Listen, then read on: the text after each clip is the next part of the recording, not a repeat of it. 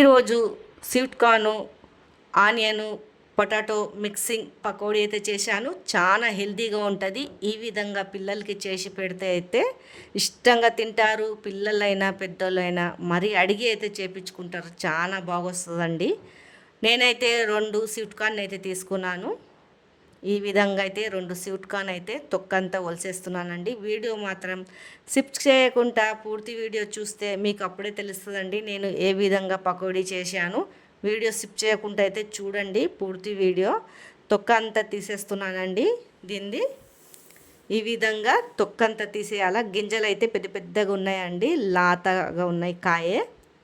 ఈ లాత కాయ ఉన్నదే తీసుకోవాలా పకోడీకి, అప్పుడే టేస్ట్ వస్తుంది. చూడండి ఇలా తీసేసుకొని చాకుతోటి అయితే కోసేసుకుంటున్నాను. చాలా లాతగా ఉందండి కాయ.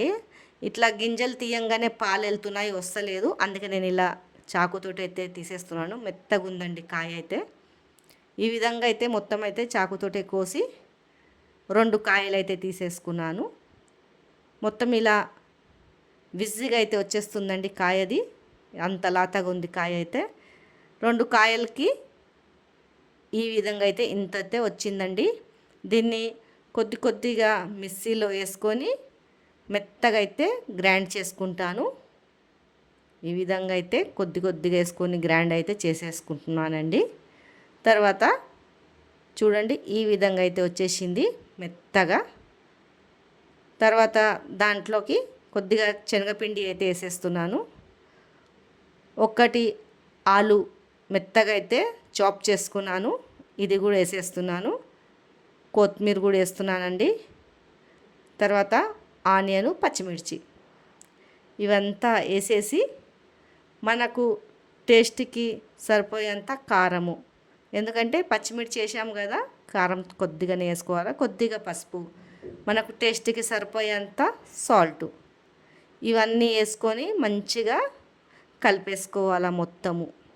ఈ విధంగా చూడండి. ఈ విధంగా మనం పకోడీ ఎట్లా చేస్తామో అట్లనే చేయాలండి. సింపుల్ రెసిపీ ఇది, హెల్దీ రెసిపీ. సాయంత్రం పూట పిల్లలకి ఇలా చేసి పెడితే అయితే ఇష్టంగా అయితే తినేస్తారు. మొత్తము ఇలా కలిపేసుకొని ఒక 10 నిమిషాలు అయితే పక్కకైతే మూత పెట్టి పెట్టేశాను. తర్వాత స్టవ్ మీద ఒక ప్యాన్ పెట్టుకొని నూనె అయితే పోసుకున్నాను. నూనె వేడెక్కాక ఇలా చిన్న చిన్నగా అయితే వేసేసుకుంటున్నానండి. ఈ విధంగా మొత్తము వేసేసుకొని కొద్దిగా స్లో మంట పెట్టాలా, ఎక్కువ మంట పెట్టొద్దు, మాడిపోతుంది. స్లో మంట మీదనే లోపట అంతా కుక్ అయ్యి కరకరలాడుతుంది. చాలా టేస్టీగా అయితే ఉంటుంది. మీరు ట్రై అయితే చేసి పిల్లలకైతే పెట్టండి. ఈ విధంగా అయితే చూడండి, కొద్దిగా రెడ్గా అయ్యాక అప్పుడు తిప్పుకోవాలండి.